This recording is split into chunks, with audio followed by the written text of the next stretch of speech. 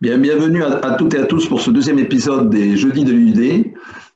Juste à titre informatif, je vous ai mis sur cette diapositive un lien pour vous dire que la Commission européenne a venu d'ouvrir un service d'assistante, un help desk, sur l'UID, l'UDI, comme même dire nos anglo-saxons bien-aimés.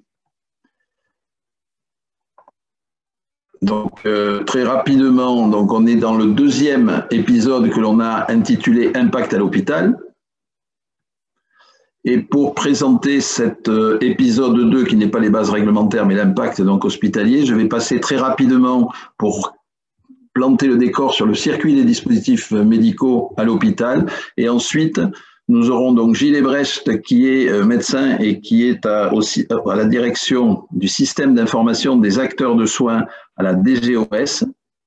Et puis, nous aurons un sujet très intéressant de la fluidification des échanges avec l'interopérabilité qui sera présenté par Étienne Dubourdieu. Et comme pour la fois précédente, vous pouvez poser vos questions-réponses dans le Q+R.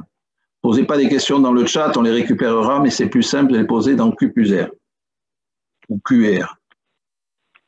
Alors très rapidement, le circuit des dispositifs médicaux, le décor, c'est un encadrement réglementaire qui est relativement ancien puisque déjà depuis 2006, avec le décret de fin d'année, nous avions des dispositions relatives à la matériovigilance mais qui traitaient de la traçabilité des dispositifs médicaux implantables, qui a été accompagné d'un arrêté en janvier 2007, définissant le périmètre des dispositifs médicaux implantables à tracer. Il y a eu un bilan qui a été fait à travers deux enquêtes conduites par la Direction générale de l'offre de soins, qui ont été quelque peu décevants en termes de résultats. Il y a eu des notes d'information autour de justement ces résultats pour essayer d'améliorer. Et pour avancer encore plus et pour améliorer encore plus, parce que les notes d'information ne sont pas toujours suffisantes, la voie réglementaire a frappé, puisqu'il y a un décret qui est sorti en décembre 2020 qui intègre la notion du système management qualité pour le circuit des dispositifs médicaux stériles au sein des établissements de santé, en lien avec la politique donc, qui est conduite par la CME. Un arrêté est attendu. J'osais espérer vous dire, ça y est, il est là, mais il ne devrait pas tarder. Et très clairement, il y a aussi un point qui est essentiel par rapport à cette IUD, c'est que nous sommes à peine à 6 jours de la mise en application du règlement 745. On dirait presque un Airbus. Alors, pourquoi mettre en place un système qualité? Bien, pour assurer une prise en charge optimale du patient, un leitmotiv qu'on a beaucoup connu dans les pharmacies hospitalières, à savoir le bon DM, bon patient, au bon moment, de la bonne façon, etc. Donc, la règle des B, qui est bien connue aussi par les logisticiens. Donc, comment le bon DM en termes de qualité, conforme aux besoins définis du prescripteur utilisateur, bien identifié, au bon patient, informé avant, informé après et au bon moment. Je vous ai donc schématisé ce processus qui est transversal et qui nécessite, pour vraiment le sécuriser, un système d'information performant. Donc on part du diagnostic prescription avec un patient, la demande est faite au niveau de la pharmacie fait une analyse pharmaceutique en tenant compte aussi des données du patient. La question qui se pose, est-ce que le produit est disponible dans le stock ou pas? Et à ce moment-là, s'il n'est pas disponible, eh bien la pharmacie va en procéder à la commande. Cette commande donnera lieu à une réception. Et à la réception, comme par la suite à la délivrance, il y aura un enregistrement de l'identifiant du dispositif médical, comme c'est demandé aujourd'hui dans la réglementation pour les DMI.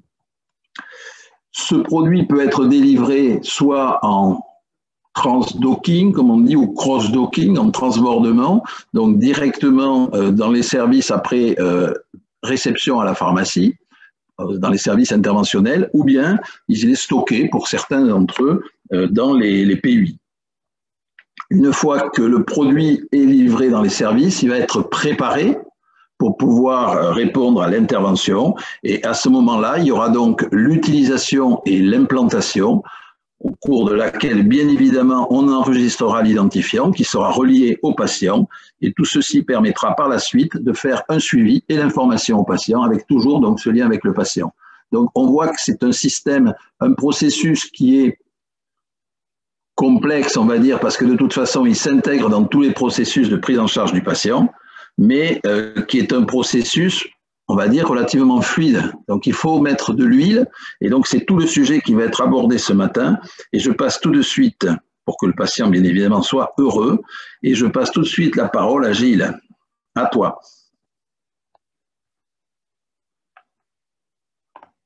Nous ouvrons le micro, c'est sans doute mieux. Bonjour à tous. Alors, il va falloir que je prenne la main sur le diaporama. Petite seconde.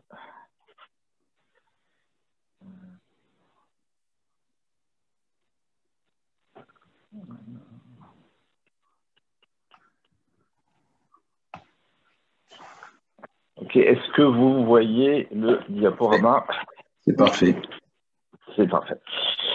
Donc, comment dire, la rude tâche que m'a confiée Dominique, et sous l'œil aiguisé et toujours, comment dire, plein de pertinence et de bonne volonté de notre ami Guillaume Descotes, je voudrais partager avec vous quelques idées, quelques notions de base sur l'informatisation du circuit des dispositifs médicaux, parce que d'une certaine façon, ce que va permettre l'arrivée de l'IUD à l'hôpital, c'est une forme de révolution sur les modalités techniques de suivi des dispositifs médicaux pour appuyer une réorganisation de la partie métier, en particulier de la traçabilité. Donc, ce que je souhaite partager avec vous, c'est d'abord une vision de ce qui va se passer à l'hôpital à l'intérieur du système d'information hospitalier. En ce qui concerne la traçabilité sanitaire, qui est finalement le point de départ, en tout cas la porte d'entrée de la mise en place de la réforme de l'IUD dans les établissements, le point d'attention, c'est celui du bloc opératoire, qui va, enfin, au sens large du terme, sur l'ensemble des places de technique de pause, dans le cadre desquelles va être mis en place un dispositif médical implantable, comme Étienne reviendra très largement sur cette partie-là, je ne vais pas insister plus avant, et qui se traduit en termes de système d'information hospitalier par l'acquisition et ou la saisie de deux choses. D'abord, un code CCAM pour caractériser l'acte de pause, et puis l'acquisition d'un dispositif médical implantable. Ceci va...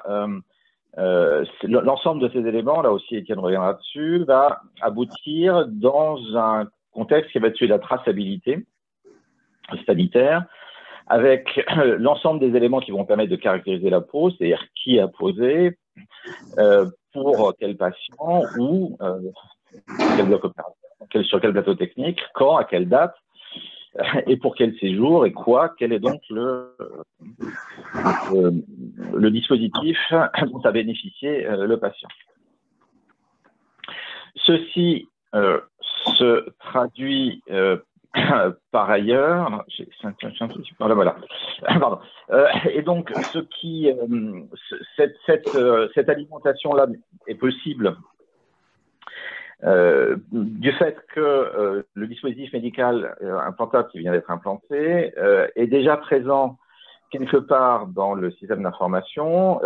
Ces caractéristiques ont été stockées généralement dans un environnement qui dépend de la pharmacie, et après la pause, les différents éléments qui permettent de caractériser l'objet du dispositif médical implantable font un retour vers le stock pour que le stock soit mise à jour de l'information de la pause, et donc du fait que le dispositif médical n'est plus implantable n'est plus disponible, pardon. Et puis par ailleurs, il y a un certain nombre d'éléments qui vont permettre en particulier de déterminer qui est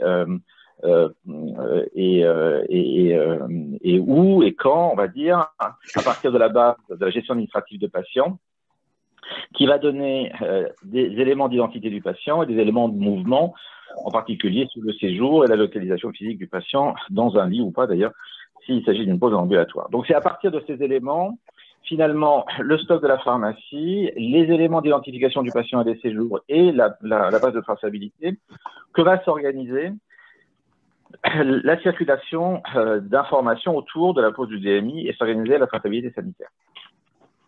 À partir de ces éléments-là aussi, de ce contexte, il va y avoir des choses que vous connaissez tous et qui font votre bonheur, qui sont l'alimentation d'un certain nombre de remontées.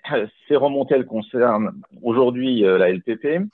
Demain, et de manière assez rapide maintenant, les dispositifs médicaux implantables dits de la liste intra-GHS. Les éléments qui vont venir dans cet environnement, ils viennent en fonction de la manière dont sont organisés les systèmes d'information, soit directement du bloc opératoire, soit des éléments des bases de données de la pharmacie sur le stock, voire même de la base de traçabilité. Là aussi, tout dépend des organisations. Et par ailleurs, ce qui va se passer aussi dans le cadre des systèmes d'information hospitaliers, c'est une transmission d'informations entre la gestion administrative du patient et les éléments de facturation vers la gestion économique et financière pour pouvoir alimenter des chaînes qui sont des chaînes cette fois-ci financières. Alors, ça ce sont donc finalement différentes composantes du système d'information hospitalier qui vont intervenir. L'architecture informatique elle-même varie beaucoup en fonction de l'établissement, du type d'établissement, de sa taille et finalement de la manière dont a été géré ou est géré encore aujourd'hui les différentes fonctions informatiques qui sont nécessaires au fonctionnement de l'établissement. Le premier type de contexte, c'est ce qui est pour nous l'ERP, c'est-à-dire grosso modo un logiciel intégré avec un seul industriel, un seul fournisseur de logiciels qui met à la disposition de l'établissement l'ensemble des fonctions dont il a besoin. Ce type d'organisation se retrouve majoritairement dans les cliniques privées dites lucratives, dans certains établissements privés à but non lucratif et dans certains établissements publics, généralement plutôt de petite taille. Ce qui est plus fréquent dans les établissements de public de moyenne et de grande taille, en particulier dans les CHU, sont des environnements informatiques où finalement chacune de ces briques est gérée par par un programme particulier, ce qui amène à devoir mettre en place des EAI, c'est-à-dire finalement des programmes qui permettent de faire de véhiculer des messages que s'échangent ces différentes briques informatiques, ce qui correspond aux flèches du schéma. Sur cette question de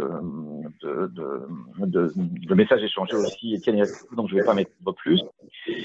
En sachant que dans un environnement comme dans un autre, que ce soit dans des environnements intégrés ou dans des environnements avec de multiples logiciels, les données elles-mêmes et les modalités d'échange de ces données, elles sont formalisées dans le cadre du cadre d'interopérabilité des systèmes d'information de santé, le CISIS, qui définit les référentiels et le format et la mise en forme des informations échangées, qui est sous la responsabilité de l'ANS, l'Agence du numérique en santé, l'ex-ASIP Santé, qui gère l'ensemble de ces éléments-là. Donc ça, c'est ce qui se passe dans l'établissement. Après, comme vous le savez aussi, l'établissement va interagir avec son environnement. Et là, il y a donc plusieurs flux de données qui vont sortir et ou entrer dans le système d'information hospitalier. Alors, le premier, c'est évidemment celui de la commande, assez généralement à partir du logiciel de gestion économique et financière, qui va aller vers un industriel. Cet industriel va aussi, au-delà de la commande, éventuellement bénéficier de demandes de réassort pour pouvoir, in fine, livrer dans un environnement de logistique plus ou moins informatisé le stock de la pharmacie. Autre environnement, c'est celui qui, à partir des données qui sont remontées au département d'information médicale va alimenter les envois mensuels, donc aujourd'hui LPP, demain aussi pour les DMI intra-GHS. Et puis, il y a par ailleurs des éléments qui sont des éléments de refacturation, pour les distinguer de la partie facturation en direction industrielle, par exemple dans les cliniques privées, mais aussi dans d'autres contextes. Il y a une facture individuelle qui est envoyée à l'assurance maladie obligatoire, donc à la caisse de paiement unique, ou aux organismes complémentaires quand les séjours ne sont pas pris en charge à 100%. Par ailleurs, il y a aussi d'autres informations qui sortent ou qui vont sortir, qui sont ceux qui vont permettre aux patients d'avoir de la visibilité sur ce dont il a bénéficié. Et ceci va se traduire par des flux qui vont être envoyés soit vers le dossier pharmaceutique, soit vers le dossier médical partagé. Tous les deux, agrégant au niveau de l'ENS l'espace numérique de santé, des éléments sur les dispositifs médicaux implantables. Ce qu'il faut, qu'on peut souligner déjà aujourd'hui, c'est qu'entre DP et DMP, il y a quelques différences. Dans le dossier pharmaceutique, la loi, dont la loi inscrit l'alimentation par l'hôpital, se trouvera un environnement qui sera dédié aux dispositifs médicaux implantables. Dans le DMP, il n'y a pas à date d'environnement spécifique. Les éléments sur les DM sont associés dans le cadre des éléments de la lettre de liaison, la lettre de sortie. Et puis, tout ça ne peut fonctionner que si il y a quelque part un référentiel qui permette d'identifier de manière univoque l'ensemble des dispositifs médicaux implantables. Et donc, c'est le cadre de ce qui nous réunit pour ces jeudis, de l'IUD, c'est donc l'IUD lui-même. Et là aussi, il va y avoir un certain nombre d'informations qui vont circuler. Donc ça, c'est ce que nous avait présenté Cécile Vaugelade lors de la dernière, lors de la précédente matinée. Le premier environnement, c'est donc celui de DAMED, la base européenne, mais c'est aussi l'envoi de ces mêmes données dans ce que j'appelle ici de manière générique les bases référentielles plus. C'est en particulier ce que vous présentera Étienne dans les minutes qui viennent. Ça peut être par exemple IODM. Bon, c'est l'ensemble des acteurs qui vont mettre à disposition des établissements ces bases de dispositifs médicaux implantables pour que les établissements puissent y faire référence et aller chercher les données qui sont les données descriptives des dispositifs médicaux implantables qu'ils vont utiliser, et en particulier au niveau de la pharmacie du stock, mais aussi sur l'ensemble des autres briques applicatives dans le cadre des systèmes d'information. Donc voilà, et puis au-delà de ces éléments qui sont finalement des éléments qui sont pris en compte de manière directe autour de l'hôpital, il existe aussi deux autres contextes dans lesquels les dispositifs médicaux implantables et éventuellement des données qui sont des données de pause vont être stockées pour être utilisées. Le premier, c'est la plateforme de données de santé, le hub, qui vise à mettre à disposition de l'ensemble de l'écosystème des données de manière très large, qui associe à la fois des données de type PMSI, des données de type, en provenance de l'assurance maladie obligatoire, mais aussi des données de registre, etc. Tout ça pour pouvoir mettre en place des logiques d'analyse qui sont des analyses dans le multi-contexte autour des prises en charge des patients. Et puis le dernier point que je voulais souligner aussi, parce que en première approche, nous pourrions considérer que le DMI et la vie de l'objet DMI ne concerne finalement que les patients quand ils sont vivants, ce qui n'est pas tout à fait le cas aussi, puisque comme vous le savez, au moment, après la mort du patient, il y a un certain nombre de modalités qui peuvent être mises en œuvre, dont y compris la crémation, et vous savez qu'il y a un certain nombre de dispositifs médicaux qui interdisent une crémation, dont la présence encore interdit une crémation, et donc là aussi, il est possible de considérer qu'à terme, il pourrait être intéressant, voire nécessaire, que soit mis à la disposition des croque-morts les DMI présents dans le corps des défunts pour éventuellement pouvoir prendre en compte cette réalité dans le cadre des modalités de mise en bière et ou de crémation. Donc voilà, donc ça c'est un peu le cadre général. Donc vous voyez que finalement, autour d'une question qui paraît assez simple, qui est celle du dispositif médical implantable et de sa traçabilité, il y a dans les systèmes d'information beaucoup d'éléments qui rentrent en compte, beaucoup de flux et d'échanges de données. Et c'est l'ensemble de ces éléments-là enfin une partie en tous les cas, que Étienne va développer. Ce que peut-être on peut dire en résumé, c'est qu'en termes de contexte, il y a donc une double logique autour du circuit des DM et des DMI. Il y a d'abord l'identification d'un type, c'est la partie du DID, les caractéristiques, les attributs, puis après il y a le suivi d'un objet, le DM lui-même, de sa fabrication à sa pose et donc au-delà, avec de nombreuses questions sur les systèmes d'information. Il y a la question du référentiel, celui du DM, mais pas uniquement. La notion d'acquisition, c'est-à-dire à quel moment est-ce que, et sous quelle manière, douchage, plus RFID, il entre dans le stock. Il y a le suivi dans le temps et dans l'espace au sein de l'établissement de ce DM jusqu'à la pause et au-delà. Il y a des questions de stockage et de conservation. Il y a des questions de transmission en dehors des établissements de santé. Et tout ça avec des impacts croisés avec les métiers des acteurs.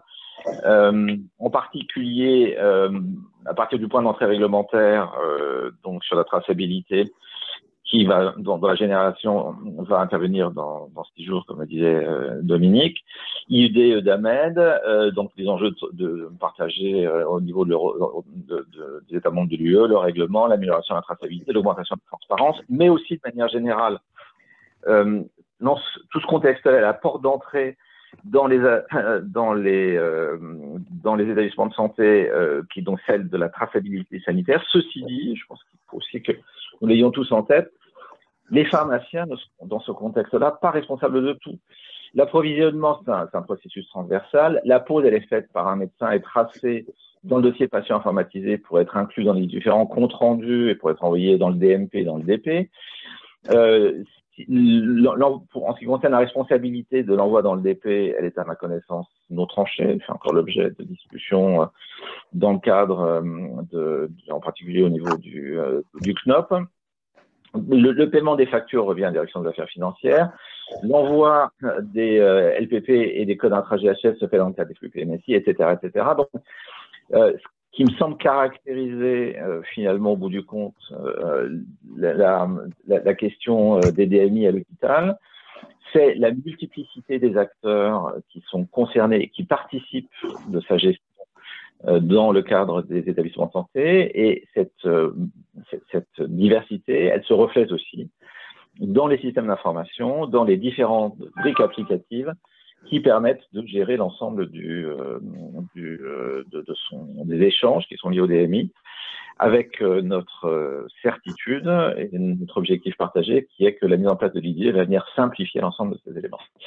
Voilà, je vous remercie de votre attention, et puis je ne doute pas que tout à l'heure, il y aura des questions.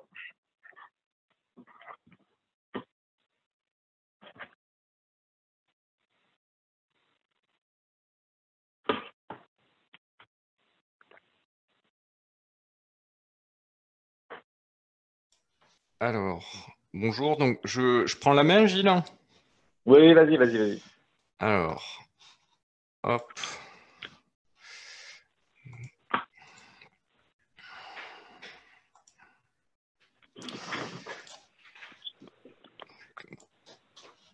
Là, hop.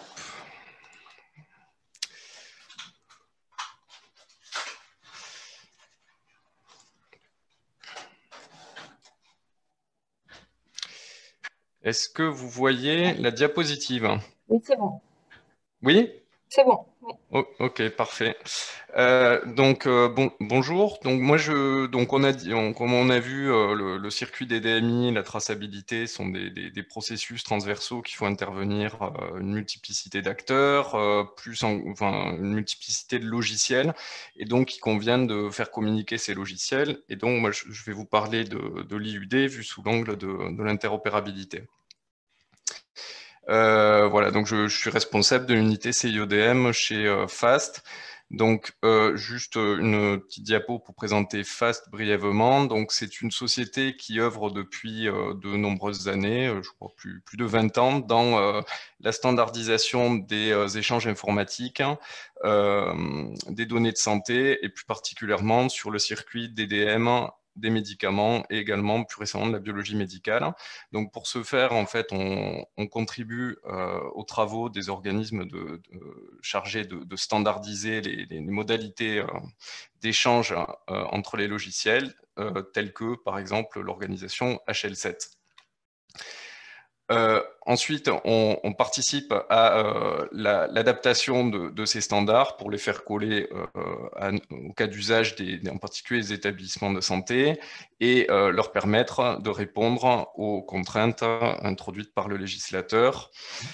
Et puis, in fine, donc, on déploie ces standards sous la forme, entre autres, de catalogues d'interopérabilité, et notamment le CIODM, donc pour les dispositifs médicaux. Donc, je reviens à ce qui nous intéresse plus particulièrement, c'est-à-dire l'IUD. Donc, dans le cadre du règlement, il est demandé aux établissements de santé d'enregistrer et de conserver l'IUD des dispositifs qu'ils ont fournis ou qu'on leur a fournis, à minima pour les dispositifs médicaux implantables de classe 3. Donc, c'est une obligation que vous retrouvez à l'article 27 du règlement, et tout en sachant que le règlement laisse la possibilité à chaque État membre ensuite d'étendre localement cette obligation à d'autres classes de dispositifs médicaux. Donc, quand on parle d'enregistrer l'IUD, en fait, on parle d'enregistrer les différentes composantes de l'IUD, puisque l'IUD, c'est donc un identifiant composite, constitué en premier lieu de ce qu'on appelle un identifiant de dispositif, qui identifie en gros le modèle et le niveau de conditionnement du dispositif médical, et qui peut correspondre à 3 types de codes selon le standard qu'aura adopté le fabricant. Et donc, cet identifiant dispositif, il est accompagné d'une ou plusieurs données de production, ce qu'on appelle de façon générique l'identifiant de production, l'IUDIP, et il peut s'agir d'une ou plusieurs de ces informations, donc le numéro de série, le numéro de lot, la date de fabrication et la date d'expiration, selon le choix qui ont été opérés par le fabricant, et sachant que pour les dispositifs médicaux implantables actifs, le fabricant devra à minima utiliser un numéro de série, et pour les DMI implantable non actif, il pourra utiliser ou bien numéro de lot ou bien numéro de série, et avec la possibilité d'ajouter d'autres infos telles que la date d'expiration. Et donc ces informations, vous allez pouvoir les enregistrer en scannant les codes barres standards qu'auront apposés les fabricants sur les dispositifs médicaux.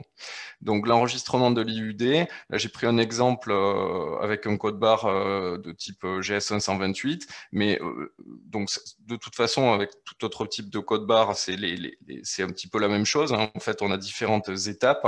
La première étape, c'est la lecture du code barre avec un dispositif optique, donc une douchette, qui va interpréter le symbole code barre et restituer la chaîne de caractères représentée par ce symbole, et donc à encoder le fabricant. Dans cette chaîne de caractères, vous avez plusieurs éléments. Des éléments, en fait, vous allez avoir l'IUDID et les données de production. Et donc, ces différents éléments sont agrégés en suivant les règles de syntaxe fournies par le standard qu'a choisi le fabricant. Et donc, il va falloir que votre logiciel, finalement, déconstruise cette syntaxe, donc reconnaisse le standard employé et décortique la chaîne de caractères pour en extraire les différentes données, IUDID et données de production qu'a voulu encoder le fabricant.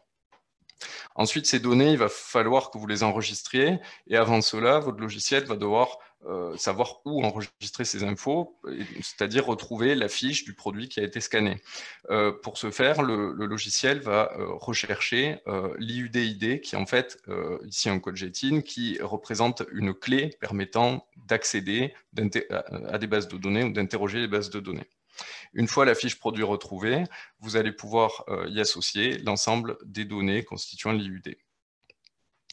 Et donc, bien sûr, pour retrouver la fiche produit, il faut que l'IUDID, votre logiciel va le rechercher, il faut qu'il le retrouve, donc il a été préalablement enregistré. Et donc, c'est entre autres là que nous intervenons avec notre référentiel CIODM, qui contient donc toutes les codifications employées par les fournisseurs, et à condition que celui-ci soit interfacé avec votre livret thérapeutique, vous allez pouvoir retrouver votre fiche produit donc automatiquement. Donc, comme disait, il me semble, Cécile Vaugelade lors de l'épisode 1 des journées de l'IUD, donc l'IUD, c'est un outil de la traçabilité, mais la traçabilité ne se limite pas à l'IUD, et en effet, vous avez des contraintes réglementaires depuis plus de 10 ans qui vous imposent de réaliser la traçabilité sanitaire des implants, et donc qui sont décrites dans le Code de la santé publique, et ces règles de traçabilité sanitaire font intervenir principalement, mais pas seulement, 2 acteurs, qui sont la pharmacie et le service utilisateur, en l'occurrence, généralement, c'est le bloc opératoire. Donc la pharmacie doit enregistrer les éléments permettant d'identifier le DMI, tels que son numéro de lot de série, sa dénomination, le nom du fabricant, et puis la date de délivrance et l'identification du service utilisateur à qui a été délivré le dispositif médical. Donc, avec l'arrivée de l'IUD, en fait, vous allez avoir de nouvelles informations enregistrées, en plus de ces informations-là. Alors, on remarque que dans les infos que vous deviez déjà enregistrer, vous avez le numéro de série ou le numéro de lot, mais vous n'avez pas de clé permettant d'identifier de façon non ambiguë le modèle de dispositif médical. Donc, ces infos, en fait, sont insuffisantes pour pouvoir tracer correctement l'EDM. Donc, avec l'arrivée de l'IUD, en fait, vous allez devoir enregistrer l'IUDID et le ou les identifiants de production, donc qui seront à minima, dans le cas des DMI, un numéro de lot ou un numéro de série. Donc, ces informations, on l'a vu, vous pourrez les enregistrer par lecture du code barre. Ces informations devront être mises à la disposition du service utilisateur, qui, au moment de la pose, va pouvoir scanner le dispositif médical implantable pour les retrouver et y associer des éléments, des informations qui tiennent au contexte de pose, tels que l'identification du médecin, l'identification du patient et la date d'utilisation du DM implantable. Ces informations, elles vont être portées dans différents environnements selon les choix architecturaux qui ont été opérés localement, donc un environnement de traçabilité, mais également le dossier patient informatisé. D'ailleurs, c'est même une obligation réglementaire de reporter ces infos dans le dossier patient informatisé, et donc tout autre environnement selon les choix locaux. Alors donc, on voit déjà qu'il y a plusieurs acteurs, donc également plusieurs logiciels impliqués dans le processus. Et en plus, il faut bien comprendre que les données de traçabilité, en fait, elles sont adossées elles-mêmes à des référentiels qui sont gérés par d'autres acteurs et par d'autres logiciels. Donc, voilà, on a une multiplicité d'acteurs et de logiciels qu'il va falloir faire communiquer. Et donc, c'est justement là où on va parler d'interopérabilité. Donc, comment faire communiquer les logiciels? En fait, il y a 2 approches. Une approche un peu old school qui consiste à développer des interfaces, c'est-à-dire des modalités d'échange entre logiciels arrangées comme ça au cas par cas entre éditeurs, ce qui peut très bien fonctionner à condition que vous ayez 2 logiciels et que vous n'en changiez jamais, puisque quand vous changez de logiciel, tout est à refaire. Mais vous voyez qu'à mesure que le nombre de logiciels augmente, bien la complexité de la tâche augmente exponentiellement. Une approche préférable, c'est de rendre les logiciels véritablement interopérables en les faisant échanger de l'information selon des modalités communes résultant d'un large consensus, si possible à l'échelle internationale. Et donc ce large consensus, il est obtenu en mettant les éditeurs, mais pas seulement les utilisateurs également, autour de la table pour définir ces modalités d'échange. Donc, c'est ce qu'on appelle des standards. Et donc, l'intérêt, c'est que le jour où vous changez de logiciel, à condition que le logiciel respecte des standards d'interopérabilité, vous allez pouvoir le connecter beaucoup plus facilement, l'intégrer beaucoup plus facilement dans votre système d'information. Donc, les acteurs qui participent à l'élaboration des standards, ils se fédèrent dans des organisations. Et en France, on a une association qui s'appelle Interop Santé, qui regroupe près de 150 adhérents, des éditeurs de logiciels, des utilisateurs hospitaliers, également les pouvoirs publics. On a par exemple l'ANS qui fait partie d'Interop Santé. Et en fait, ces acteurs se fédèrent autour d'un objectif qui est d'harmoniser, de promouvoir les échanges d'informations au sein du système d'information de santé français. Ce qui passe nécessairement par la promotion et l'élaboration des standards d'interopérabilité. Donc, Interop Santé monte différents groupes de travail consacrés à différentes thématiques. Et donc, en 2020, on a lancé un groupe de travail auquel participe FAST, qui est consacré aux dispositifs médicaux. Et plus particulièrement, en tout cas pour l'instant, on s'est concentré sur la thématique de l'IUD. Donc, c'est un groupe de travail qui regroupe une trentaine de participants. Notre premier objectif, ça a été d'identifier les standards d'interopérabilité mobilisables sur la thématique de l'IUD. Et on en a identifié deux principaux qui sont HPMXML pour les besoins liés à la facturation. Et pour les autres cas d'usage, on a opté pour privilégier le standard HL7 FHIR. Et donc, la prochaine étape, qui est déjà bien initiée, c'est de faire évoluer ces standards et de les adapter de façon à ce qu'ils collent au cas d'usage des hôpitaux. Donc, le standard HL7 FHIR, c'est la dernière génération de standards de l'organisation HL7, donc qui est une organisation de standardisation internationale qui développe des standards pour faciliter les échanges dans le domaine de la santé. Et donc, cette génération de standards, FHIR, elle se distingue des générations précédentes par une plus grande facilité d'implémentation dans les logiciels. Donc, c'est un standard qui est plus facile à manipuler par les éditeurs. Donc, ça, c'est un gros avantage, puisque un standard qui n'est pas implémenté, c'est un standard qui est inutile. Et donc, le standard FHIR s'appuie sur l'usage de composants modulaires qu'on appelle des ressources, et dont je vais parler plus en détail. Et ces ressources sont mobilisables avec une API, une interface de programmation qui permet de faire différentes opérations, mais notamment des recherches, des créations ou des mises à jour. Alors, une ressource FHIR, c'est un ensemble prédéfini d'éléments de données qui représentent un objet d'information médicale ou administrative partagé. C'est un bloc d'information.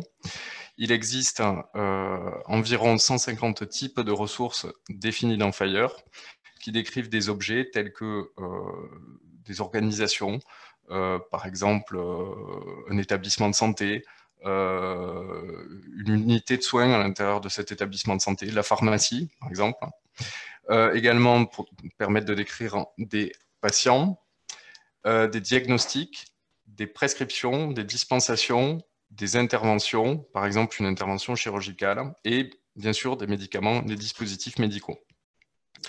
Et le principe, c'est que toute l'information dont vous allez avoir besoin, elle va être répartie entre différentes ressources, donc elle va être un petit peu atomisée, et les ressources, en revanche, sont reliées entre elles. Donc, pour ce qui concerne les dispositifs médicaux, il y a plusieurs ressources qui sont mobilisables. En premier lieu, bien sûr, une ressource device, qui est la ressource qui va décrire le DM au sens de l'objet physique, c'est-à-dire le DM que vous pouvez tenir entre vos mains. Cette ressource device, elle va être rattachée à une ressource qui est plus générale, qui s'appelle Device Definition, et qui est la ressource qui correspond en fait au niveau de catalogue, donc par exemple CIODM, et qui va décrire non pas le DM physique, mais le modèle de dispositif médical. avec des informations plus générales. Le dispositif médical, vous allez le délivrer, par exemple, au service utilisateur. Bien, il existe une ressource qui s'appelle Supply Delivery, que l'on peut rattacher à la ressource device, qui va permettre de décrire la délivrance, de porter des informations relatives à la délivrance du DM, par exemple la date de délivrance ou l'identification du service utilisateur. Le dispositif médical, il va être utilisé chez un patient, donc on va pouvoir relier la ressource device à la ressource patient. Ce dispositif médical, il va être posé lors d'une intervention chirurgicale. Eh bien, il existe une ressource permettant de décrire l'intervention chirurgicale. Et cette ressource, on va la faire pointer vers la ressource du DM qui a été posée et la ressource du patient ayant bénéficié de la pose. Mais également vers d'autres ressources, et notamment la ressource permettant d'identifier le praticien, le médecin ayant effectué la pose. Et puis, bon, il existe de nombreuses d'autres ressources, hein. J'aurais pu faire un schéma plus touffu, mais notamment une ressource qui s'appelle Adverse Event et qui va permettre de, là on est plus dans le cadre de la matériovigilance, de décrire un événement indésirable survenu à cause d'un dispositif médical. Pareil, on voit la liaison avec la ressource device et dont a été victime un patient, donc on peut faire un lien avec la ressource du patient. Voilà, donc au final, vous avez un web comme ça de ressources qui sont articulées les unes par rapport aux autres. Donc, une ressource, là, c'est une représentation de la ressource Device Definition en UML. Donc, une ressource, ça dit elle est décrite de plusieurs manières, mais pour aller vite, une ressource, ça contient des éléments de données qui sont agencés les uns par rapport aux autres, avec des types de données autorisés et des cardinalités, c'est-à-dire combien de tel élément peut être répété tant de fois, ou au contraire, on ne peut le renseigner qu'une seule fois. Et donc, on va retrouver dans la ressource Device Definition, notamment, un élément permettant de porter l'IUD-ID. Donc R4, ça veut dire que c'est une vue de la ressource Device Definition dans la release, dans la publication, la version actuelle de Fire, mais on va voir, c'est en train de bouger. On travaille à ça dans le cadre du groupe du GT Interop Santé. Donc la ressource Device, elle va permettre de porter des informations plus... donc l'IUD-ID, bien sûr, mais également des données purement de traçabilité, telles que les données de production, vous voyez, date de fabrication, date d'expiration, le numéro de lot, le numéro de série, et également un élément qui s'appelle patient, qui en fait représente une référence vers la ressource du patient, c'est-à-dire que vous n'aurez pas dans la ressource Device Definition tous les éléments permettant de décrire le patient, mais par contre un lien vers la ressource qui, elle, porte toutes les informations descriptives du patient.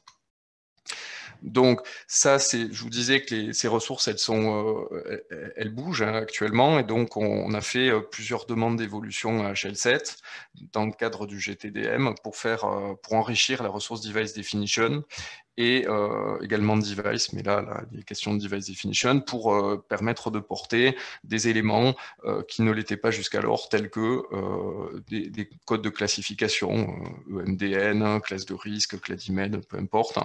On peut porter plusieurs types de classifications, hein, et également les codes LPP.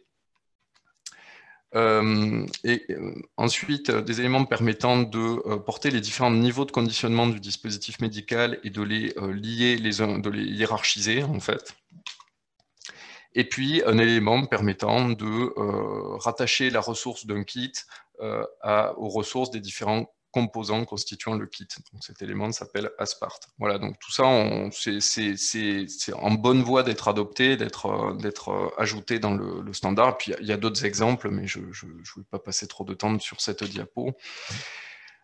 Voilà, et donc pour finir, si on reprend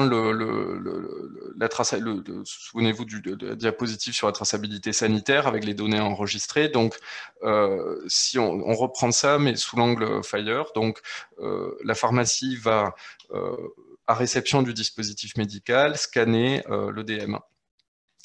à partir des informations capturées par le scan du DM, en particulier l'IUD-ID, donc la pharmacie le logiciel va rechercher dans un catalogue, par exemple CIODM, la ressource Device Definition correspondant au modèle de DM qui vient d'être scanné.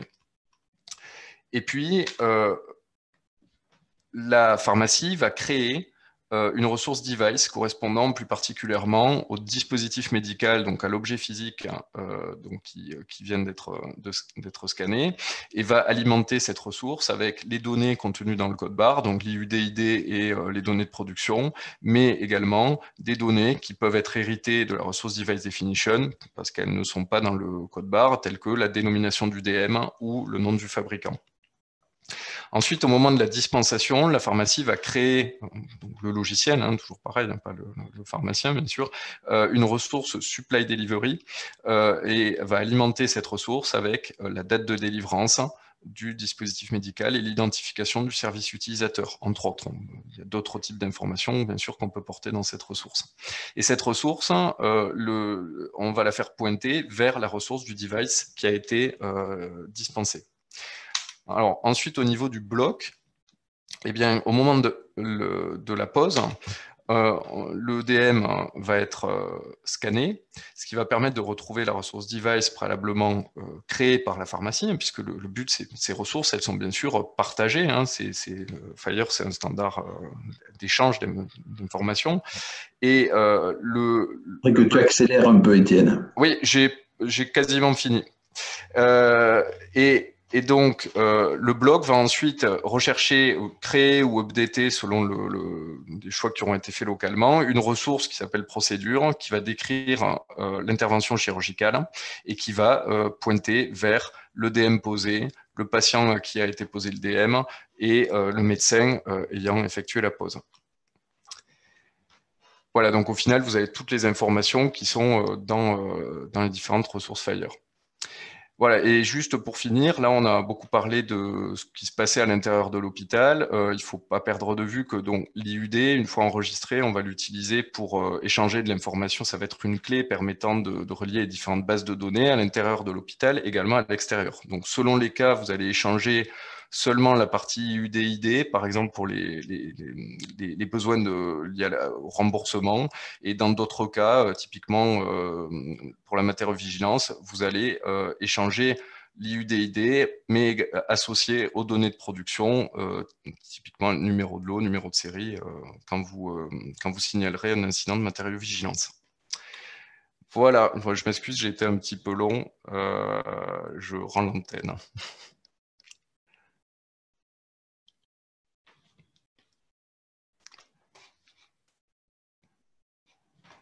Hop.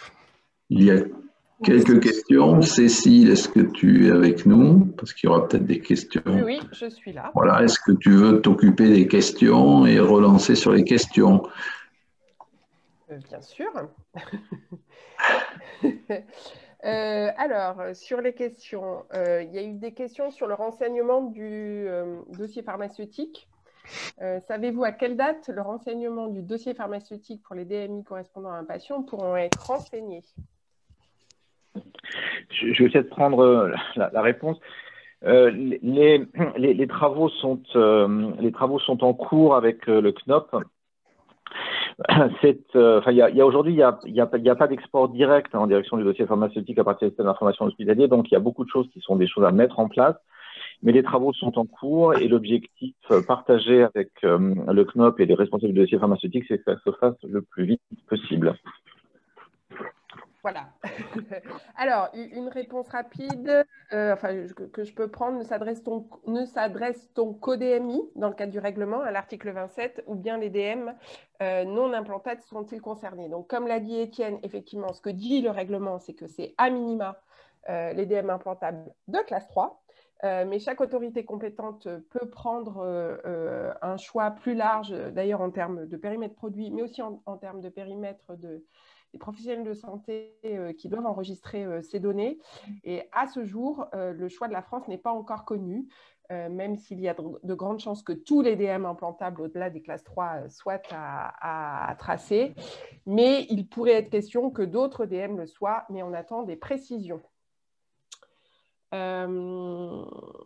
Alors ensuite, les codes barres 128, très larges, du fait du numéro de série, peuvent-ils être lus avec les lecteurs de data matrix utilisés pour tous les médicaments qui ont un champ de lecture limité? Donc là, c'est sur le sujet de l'acquisition. Je peux peut-être répondre. Donc, la question, c'est, je n'ai pas bien entendu, c'est est-ce que les codes barres GS1 128 peuvent être lus avec les systèmes d'acquisition de data matrix? Et utilisés d'habitude pour le médicament, oui. Oui. Alors, il faudrait que vous posiez la question à votre fournisseur de lecteur de code barre, mais j'aurais tendance à dire que oui. En règle générale, les lecteurs de code barre permettent à minima de scanner les codes barres linéaires, hein, et pas tout le temps de scanner les codes barres data matrix, mais je pense que les lecteurs capables de scanner des codes barres data matrix devraient pouvoir également scanner des codes barres GS1 128 ou de n'importe quel type de code barre linéaire. En principe, en fait, les codes barres 128, ils répondent à en fait, ils doivent répondre à des contraintes définies dans des standards ISO et qui limitent justement leur taille de façon à les rendre exploitables, à ce qu'ils soient exploitables. Donc, a priori, je dirais oui, mais peut-être poser quand même la question à votre fournisseur de douchettes. Alors, j'essaie de voir si je peux rassembler les questions, mais pas tellement. Toujours Étienne, concrètement, les listes de données de base Fire sont accessibles où? Ah oui, c'est vrai que j'ai pas donné le lien vers. En fait, il faut que vous tapez Fire, vous saisissez Fire dans la barre de recherche Google, FHIR, ou Fire HL7. Et là, vous allez tomber sur le site d'HL7 Fire qui est, au passage, qui est hyper bien fait et qui est très didactique. Enfin, c'est plein de liens partout. Voilà. Et si vous voulez connaître le contenu des ressources, vous allez il y a une rubrique qui s'appelle ressources. Et après, vous cliquez sur les ressources pour consulter le contenu. Voilà. Donc, HL7 Fire, vous allez sur le site et ensuite vous allez en haut dans la rubrique ressources. Mais encore une fois, le site il est vraiment très très bien fait, hein. Alors, des questions de calendrier, hein, c'est des questions que tout le monde se pose, et notamment, finalement, quand est-ce qu'il sera attendu que l'IUD soit enregistré à l'hôpital et dans le circuit? J'ai répondu, je me suis permis de répondre en direct, donc dans 6 jours, normalement. Voilà. Parce que c'est la mise en application des règlements, c'est normalement dans 6 jours. Alors après, il y aura des mesures. Gilles veut compléter. Oui, enfin, évidemment, c'est comme toujours. Il y a un parallèle qui pourrait être fait avec l'INS aussi, hein, dont l'utilisation est obligatoire depuis le 1er janvier et qui pose aussi quelques questions sur la mise en œuvre dans les systèmes d'information. Ce qui est important à retenir, c'est effectivement ce que dit Dominique, c'est-à-dire que l'obligation, elle commence dans 6 jours et que théoriquement, c'est on-off, enfin plutôt off-on en l'occurrence. Après, nous avons bien conscience qu'il va falloir un certain temps pour que les systèmes d'information s'adaptent et que les procédures prennent en compte les adaptations du système d'information, mais ce qui est très important, c'est qu'il n'y ait pas de procrastination sur la mise en œuvre et qu'il faille considérer que l'obligation s'appliquant, il est urgent, si ce n'est pas déjà fait, de prendre la question par le bon bout, de mettre en place l'équipe projet nécessaire pour pouvoir à la fois mettre les outils informatiques et revoir les organisations pour répondre à la réglementation.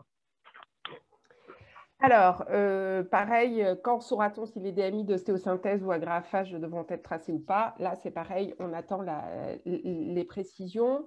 Une question sur la base CIODM. Les IUDID sont-ils présents dans CIODM? Si oui, pourquoi ne remontent-ils pas dans notre logiciel métier pharma?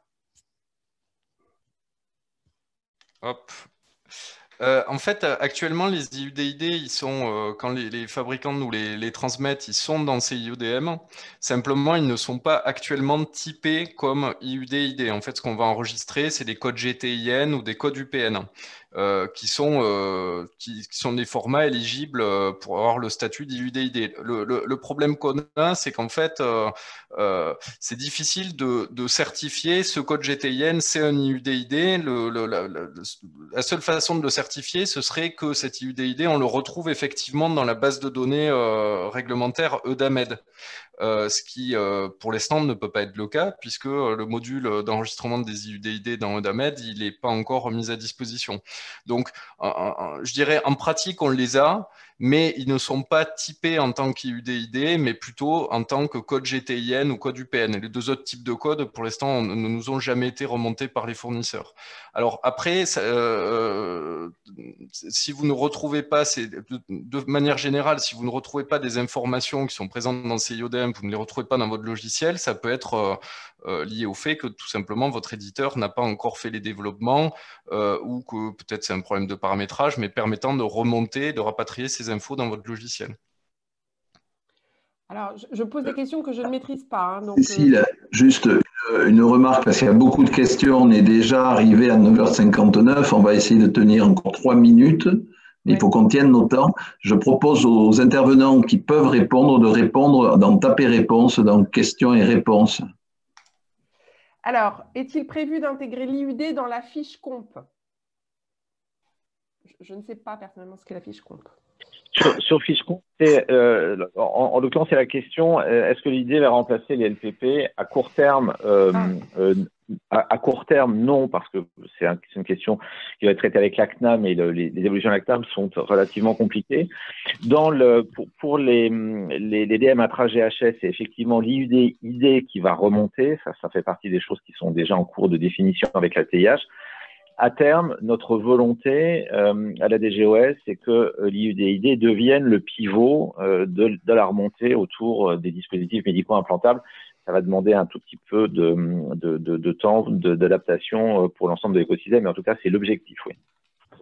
Alors, une question sur les dépôts temporaires. Comment faire avec les dépôts temporaires? Ça, je crois que c'est une réponse qu'on retrouvera dans le fameux arrêté qu'on attend, mais je vous laisse. Ça sera peut-être épisode 3, si je me permets. Bon. Alors, une question plus technique sur la lecture de l'IUD. Donc, ça c'est peut-être plus pour Étienne. La lecture de l'IUD permet-elle de différencier un numéro de lot d'un numéro de série puisque les fournisseurs peuvent mettre l'un ou l'autre? Oui, oui, tout à fait, puisque en fait, comme je disais, quand vous scannez un code barre, vous allez décortiquer la chaîne de caractères et dans cette chaîne de caractères, il y a les données qui sont encodées, le numéro de lot, date d'expiration, numéro de série, etc. Mais vous voyez qu'il y a d'autres éléments qu'on appelle des balises qui doivent être associés à ces données et qui diffèrent selon que la donnée est un numéro de lot, un numéro de série, une date d'expiration. Donc, en fait, il y a des règles de syntaxe comme dans la langue française qui vont permettre à votre logiciel de reconnaître le type de la donnée qui a été encodée, donc de faire la distinction entre un numéro de lot et un numéro de série. Et c'est tout l'avantage des standards, justement, par rapport à ce qui se faisait jusqu'à encore dans certains cas, c'est le fabricant encode dans ses codes barres la référence et le numéro de lot, mais ne vous donne pas les éléments permettant de savoir automatiquement que vous avez un numéro de lot et une référence dans le code barre. Là, tous les éléments encodés vont être associés à des balises permettant de reconnaître le type de la donnée. Alors, est-ce qu'il nous reste encore un peu de temps? Toujours un peu de technique. La lecture des codes barres intégrera-t-elle bien les subtilités de caractères spéciaux parfois présents dans la référence du produit? Actuellement, lorsque nous scannons certaines références, des zéros s'intercalent dans la référence. Je peux répondre. Oui. En fait, dans le code barre, il n'y aura pas la référence en principe. Déjà, ça c'est justement l'IUDID. En fait, l'IUDID, c'est ce qu'il apporte de bien, c'est que c'est un identifiant non ambigu, contrairement à la référence. Et donc, c'est l'IUDID qu'on retrouvera dans les codes barres. Et ils n'ont pas la référence commerciale. Après, il y a le sujet de tous les attributs. Ça, c'était la présentation de la du premier épisode. Il y a beaucoup d'infos qui pourront être emportées dans les fiches avec cette IUD. Oui, On va malheureusement arrêter là le débat parce qu'il est déjà 10h03. On va lancer un sondage, les 2 réponses ou les 3 réponses auxquelles on n'a pas répondu. On va essayer d'y répondre là par la suite et toutes ces questions-réponses alimenteront en fin de la série une foire à questions. Donc je laisse le temps aux gens de répondre au sondage.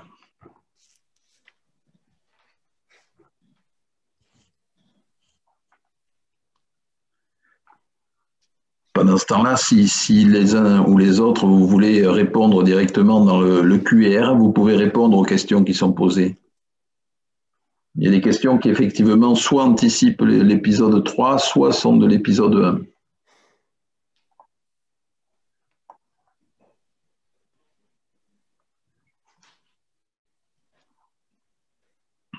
Oh, attention, ça va sortir. Très bien. Bon, ben écoutez, on vous remercie et on vous donne rendez-vous pour le 3 juin, pour le prochain épisode, qui répondra à certaines des questions qui ont été posées et qui aussi rentrera dans l'aspect peut-être plus pratique de l'intégration des données fabricants dans des catalogues et aussi dans les échanges donc, au sein des hôpitaux entre les dossiers fabricants, les dossiers de référence aussi, parce que c'est un sujet qui est quand même important aujourd'hui, et tout ce qui est interopérabilité que Étienne a eu le brio de nous présenter. Même si certains peut-être ont été perdus, mais comme ça s'appelait Fire, il n'y a pas de problème, c'était le feu d'artifice. Merci Étienne. Merci à tous et rendez-vous au 3.